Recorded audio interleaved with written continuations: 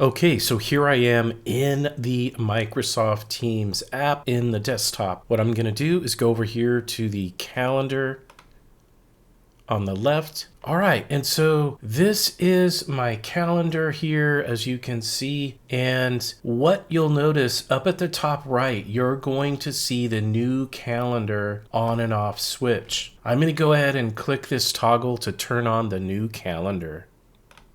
Okay, so here I am in the new calendar view. You'll notice up at the top, we can toggle here to another week, or we can jump to another month.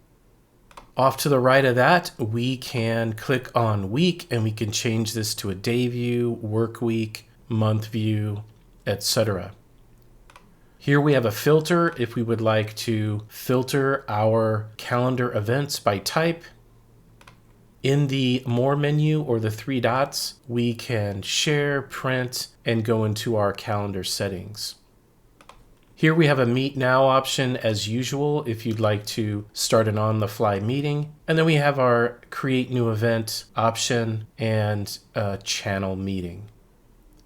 All right, so one of the big changes here to the new calendar is the fact that you can show multiple calendars just like you can in the Outlook desktop app and the web-based app. So over here to the left, I'm seeing my calendars, and below that we have rooms. And here I'm going to click Show All to expand and show me all of the different calendars and calendar types. I've got people's calendars. These are people who have shared their calendar with me. I've got room calendars. These are calendars used for booking rooms as part of your calendar event. Down below that, you're going to see groups. Now, groups are essentially your teams, or they might be older SharePoint websites. And if you had created calendars on those SharePoint websites, those would show up for you here as well. And so what I can do is I can select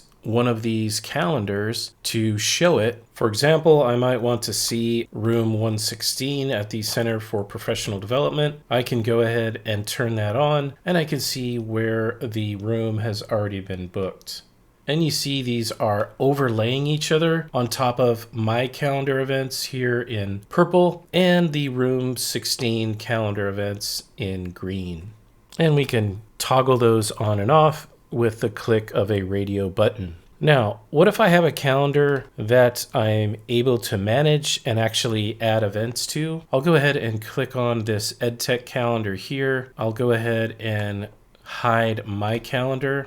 And now when I create a new event, I'll be able to create an event on the EdTech calendar. Notice here it shows EdTech here to indicate the calendar that this will go onto. And here I can provide a title, and I can invite attendees if I'd like, and of course set the date and time. Here I can set the location by typing it in, or I can search for a room that's available to book. By default, this will have a Teams meeting included with it. If you do not want a Teams meeting, if this is going to be face-to-face, you can click the toggle here to make it an in-person event, and you will not get that Teams meeting link. And of course, you can add your description. Now, if you are inviting attendees, you can also use Scheduling Assistant. Let me type an attendee, and I'll select the name. And now up here at the top, I can click on Scheduling Assistant. Here I'll be able to see when Molly is free and busy, so I can make sure that she's available for this time. I can also adjust my start and end times here by simply drag and drop. Then I can go back up and click on Event and go back to my event details.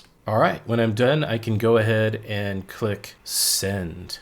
If you're not inviting an attendee, you'll notice it just says Save. I'll go ahead and click Save.